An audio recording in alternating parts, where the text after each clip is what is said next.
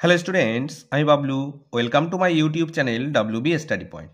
আজ আমরা আলোচনা করব তোমাদের নবম শ্রেণীর ভূগোল বিষয়ের যে ভারতের সম্পদ অধ্যায় আছে, এই সম্পদের কিছু শর্ট অর্থাৎ 1 নম্বর এবং 2 নম্বরের প্রশ্ন নিয়ে।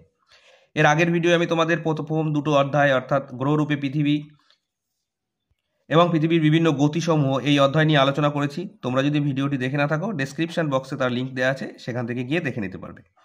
তো চলো ভিডিওটি শুরু করা যাক। তো দেখো, প্রথম প্রশ্ন আছে, ভারতের ভূতাপ শক্তি কেন্দ্র কোথায় গড়ে উঠেছে? উত্তর, মণিকরণে। 2, শিক্ষা কোন প্রকার সম্পদ?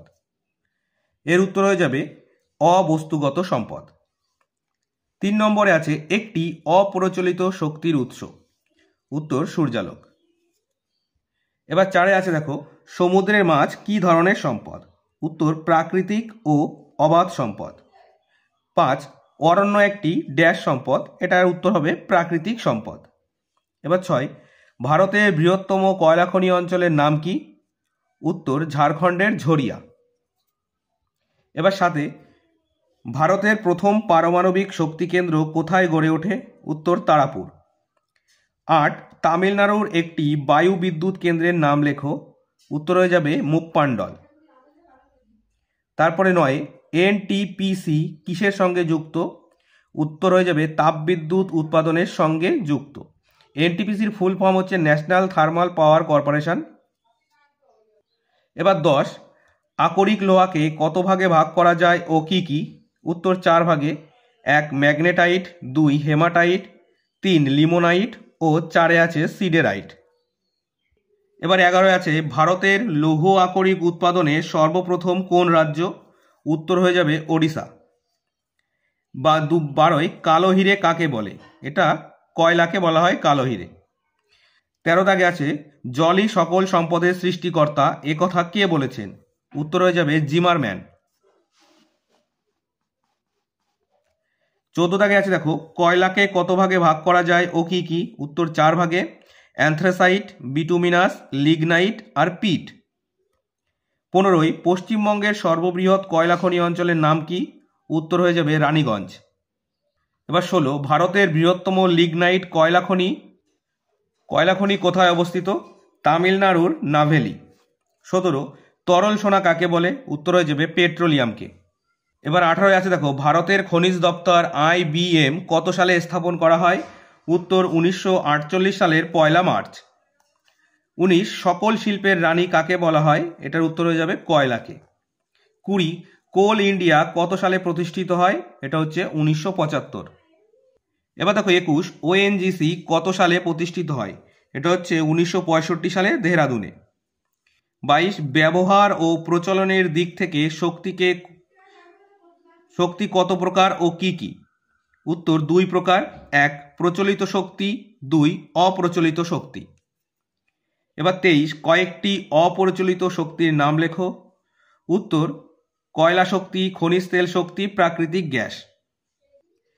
এবার 24, কয়েকটি অপ্রচলিত শক্তির উদাহরণ। সূর্যালোক, বায়ু শক্তি, ভূতাপ শক্তি।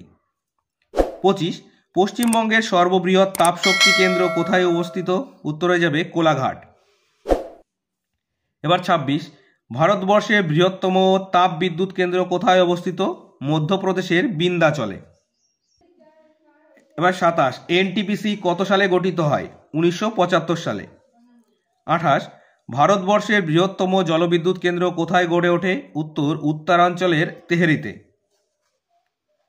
এবার 29, পারমাণবিক শক্তির প্রধান উৎস কি? এটার উত্তর হয়ে যাবে ইউরেনিয়াম। এবার 30, ভারতের বৃহত্তম পারমাণবিক বিদ্যুৎ কেন্দ্র কোথায় অবস্থিত? তামিলনাড়ু রাজ্যের কুদানকুলাম অঞ্চলে। শেষ প্রশ্ন, ছোট প্রশ্ন, ভারতের বৃহত্তম সৌরশক্তি কেন্দ্র কোথায় গড়ে উঠেছে? এটার উত্তর হয়ে যাবে কামুথি। এবার কয়েকটি 2 নম্বরের প্রশ্ন। দেখো, সম্পদ কাকে বলে? কোনো বস্তু বা পদার্থ সম্পদ নয়। বস্তু বা পদার্থের যে শক্তি, গুণ, উপযোগিতা মানুষের চাহিদা মেটায় ও অভাব মোচন করে তাকেই সম্পদ বলে।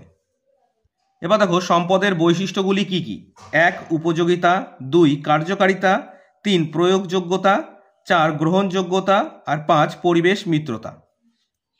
এবার 3, নিরপেক্ষ উপাদান বলতে কি বোঝো? দেখো, যে সকল প্রকৃতি প্রদত্ত পদার্থ মানুষ এখনও ব্যবহার করেনি তবে সেগুলি কোনো ক্ষতির কারণ হয় না, সেগুলিকে নিরপেক্ষ উপাদান বলে, যেমন আন্টার্কটিকার কয়লা। এবার দেখো, পুনর্ভব ও অপুনর্ভব সম্পদ কি? দেখো, যে সকল সম্পদ পৃথিবীতে অসীম, যার শেষ নেই এবং ব্যবহারে ফুরিয়ে যায় না, তাকে পুনর্ভব সম্পদ বলে, যেমন অরণ্য। এবার অপুনর্ভব, দেখো, পৃথিবীতে যে সকল সম্পদের পরিমাণ নির্দিষ্ট, ক্রমাগত ব্যবহারে নিঃশেষ হয়ে যায়, তাকে অপুনর্ভব সম্পদ বলে, যেমন কয়লা। এবার দেখো, কয়লার উপজাত দ্রব্যগুলি কি কি? কয়লার উপজাত দ্রব্যগুলি হল অ্যামোনিয়াম সালফেট, স্যাকারিন, বেনজল, পিচ ইত্যাদি। এবার 6 আছে, দেখো, খনিজ তেলের উপজাত দ্রব্যগুলি কি কি? দেখো, 1 আছে petrol, diesel, kerosene, 2 lubricating oil, 3 আছে সালফার, প্যারাফিন। এবার 7 প্রচলিত বা চিরাচরিত শক্তি কাকে বলে? দেখো, যে সমস্ত শক্তির ব্যবহার পৃথিবীতে বহুল প্রচলিত এবং দীর্ঘদিন ধরে ব্যবহৃত হচ্ছে তাকে প্রচলিত শক্তি বলে, যেমন কয়লা, খনিজ তেল। এবার দেখো, 8 আছে অপ্রচলিত শক্তি কাকে বলে? যে সমস্ত শক্তি প্রচলিত জৈব পদার্থ থেকে উৎপন্ন হয় এবং যার ব্যবহার এখনো বহুলভাবে প্রচলিত হয়নি, তাকে অপ্রচলিত শক্তি বলে, যেমন ভূতাপ শক্তি।